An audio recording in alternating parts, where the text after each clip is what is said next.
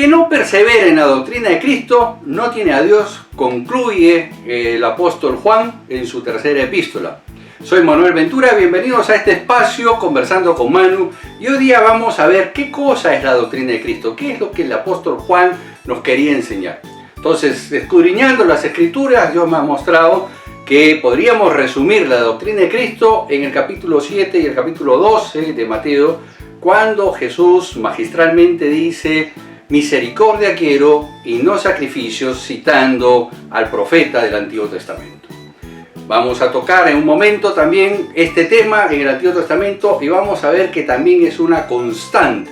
Pero lo interesante es aquí cuando Jesús desafía a los oyentes y le dicen: quiero que salgan y averigüen qué significa misericordia. Y entonces uno se pregunta, ¿era la gente tan necia que no podría saber qué significa misericordia? Y entonces, analizando el original, vamos a encontrar que Jesús toma la palabra eileo. Dentro del griego hay muchas formas de referirse a la misericordia, pero Jesús magistralmente toma esta palabra que se usaba usualmente dentro del contexto de la población en ese momento. Recordemos que acabamos de estar invadidos por los griegos, la filosofía griega ha entrado y nos ha invadido y nos ha enseñado muchas cosas y hemos aprendido a pensar ellas. Y Jesús, en forma magistral, escoge una palabra que habían usado ya los filósofos e implicaba que esta palabra, cuando era usada cuando tú te identificabas y hacías tuyo el dolor ajeno. Es decir, cuando yo usaba la palabra eileo, lo que quería decir es: yo me identifico con tu dolor y ahora tu dolor será parte mío y yo voy a comprometerme a estar contigo mientras te ayude a pasar esa etapa. Y no solamente habla de dolor físico, puede ser un dolor emocional, una enfermedad, temas de angustia espiritual. O sea, Jesús escogió la palabra en forma magistral para desafiar a los oyentes a que la misericordia que él buscaba era que tú te identifiques con el dolor ajeno. Y vamos a descubrir que en el Antiguo Testamento esto no es cosa nueva. Es decir, Dios constantemente está enfocado en este tema de la justicia. La justicia para Dios siempre ha sido hacer lo correcto delante de Dios. Por ejemplo, en 1 Samuel, en el capítulo 15, vamos a encontrar que justamente Samuel le reclama a Saúl, al rey Saúl, y le dice: ¿acaso los sacrificios son más importantes que obedecerme? ¿No es obedecer mejor que el sacrificio? No es que Dios no quería sacrificios, sino que el sacrificio per se no era lo importante. Para Dios más importante es la obediencia. Para Dios mucho más importante es tener una relación contigo. Es decir, la vida cristiana, la vida con Dios, es meternos en la senda de Dios y caminar con Él. Y entonces su conocimiento, al entrar en nosotros, nos mueve a hacer cosas, no es al revés. Es decir, yo hago cosas por efecto de lo que Dios hace en mí y no al revés. Es decir, Dios no hace cosas en mí por lo que yo hago. Eso es lo que nos está diciendo cuando dice: misericordia quiero y no sacrificios.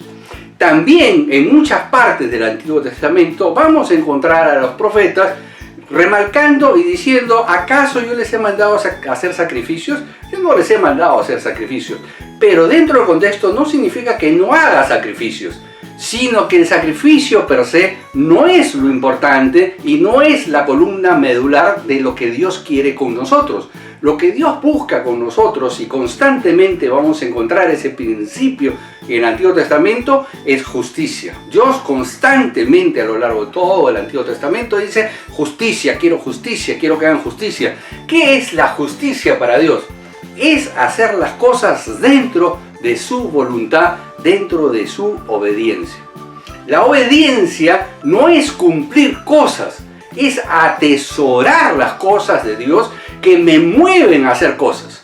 Te das cuenta que el efecto es de adentro hacia afuera. Siempre la Biblia nos va a mover a hacer cosas de adentro hacia afuera. Entonces, la doctrina de Cristo tiene que ver en que yo me identifique con los demás, no solamente en un tema material, sino también en un tema espiritual.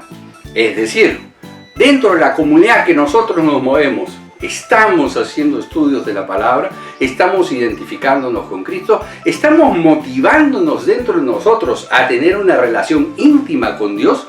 Pablo no nos enseña en Colosenses 3 el mismo principio, lo habíamos visto en el video anterior, que soportándonos unos a otros y perdonándonos unos a otros. Ese es el principio de Leo. Ese es el principio de la palabra misericordia, quiero y no sacrificios. Identificarnos con los demás de tal manera que cuando él esté pasando algún momento dificultoso, lo soportamos, lo sostenemos, lo alentamos.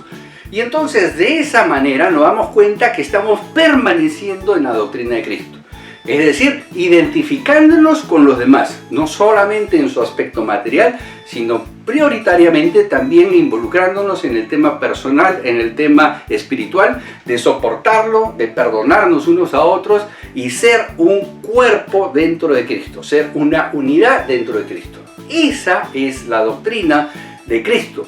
Entonces nosotros tenemos un gran desafío frente a la comunidad en la cual nos estamos desenvolviendo.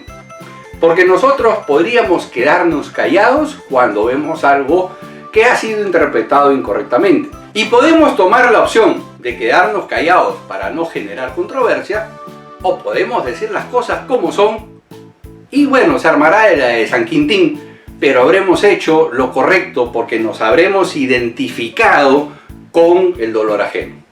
El eileo no es solamente tener misericordia o tener compasión de los demás en el aspecto físico, principalmente en los temas espirituales. ¿Qué pasa cuando nosotros estamos dentro de una comunidad y nos quedamos callados y no hacemos preguntas cuando alguna duda surge en nosotros? Lo que estamos haciendo es simplemente pasar por agua tibia lo que deberíamos de confrontar. Siempre se los he enseñado a mis alumnos, nunca uno debe quedarse con una duda, y jamás uno debe callar frente a las circunstancias. El eileo que Jesús nos muestra en Mateo 12:7 es justamente identificarnos con el drama ajeno, hacerlo nuestro, caminar con ellos. El hecho que yo empiece a caminar con Dios y que camine con Dios significa que Dios va a actuar dentro de mí y eso me motivará a poder identificarme con el dolor ajeno.